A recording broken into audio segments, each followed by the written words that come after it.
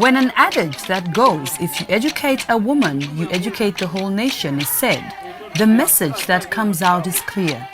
When a woman is educated, there are a lot of people who benefit from her sweat.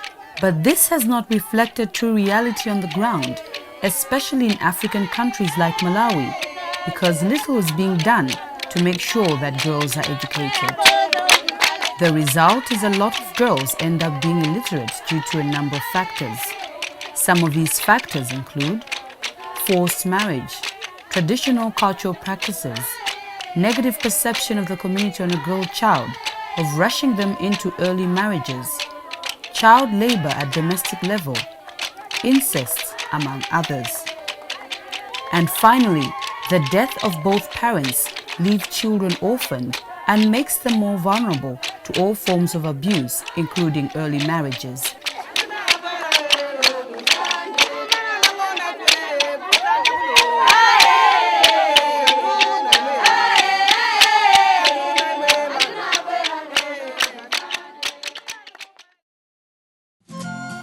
A story is told by one Malawian girl, Florence. Clever and charming as she looks, she harbors ambitions of becoming a nurse one day. But her dream is threatened by some harmful cultural practices, forced marriage and initiation ceremonies. These are practices culturally organized at village level to introduce boys and girls to adulthood by physically organizing members of the opposite sex to have sex with the children. This they do as one way of counseling them how to execute a successful sexual activity when they get married. Unfortunately, these are events that leave these children, especially girls, prone to HIV infection.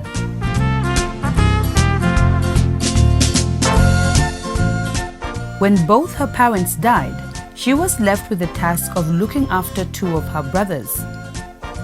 This is the house they inherited from their parents.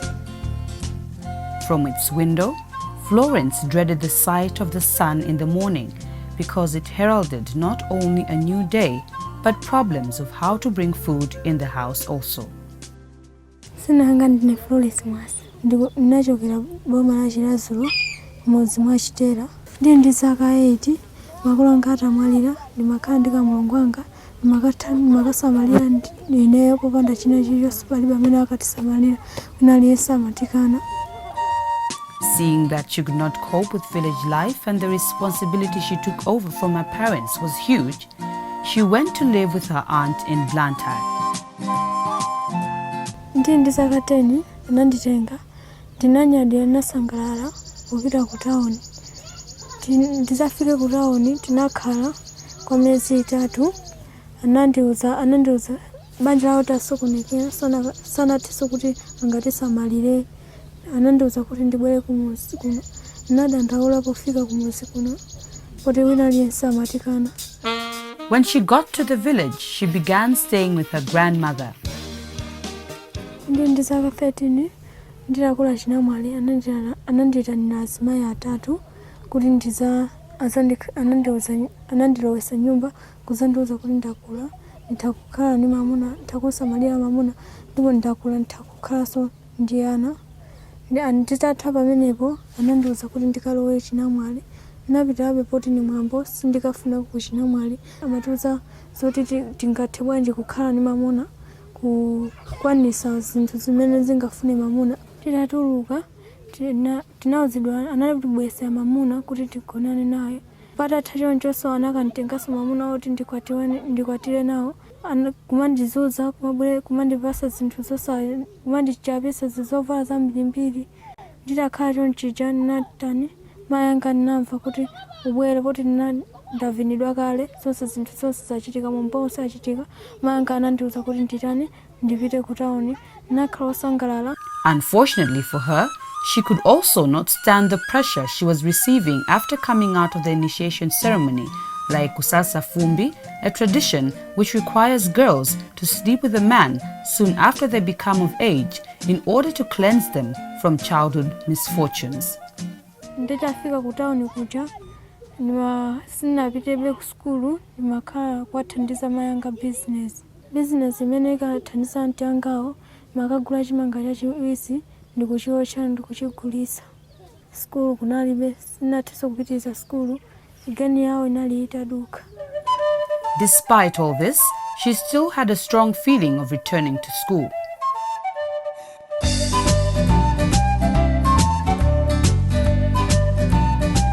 Mwaida bezeka ndimafuna nditapitiriza skulu kuti ndizakhale nesi.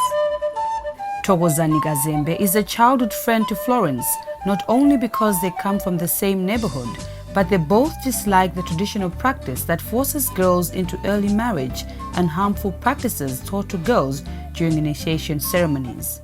Kinamwe imatatu masooneza kusigana kwambiri kumasiya skulu kumasala miyamba imene yawo yayinamali ndakamene lubore akale akamene zole akayese ndipo kayesa umabiza zoli mwina atenga marenda ithepi basala ezi ndi mimba so kalidwe lina ndi kuwakakamiza kulowa mbanja adakala chichepere.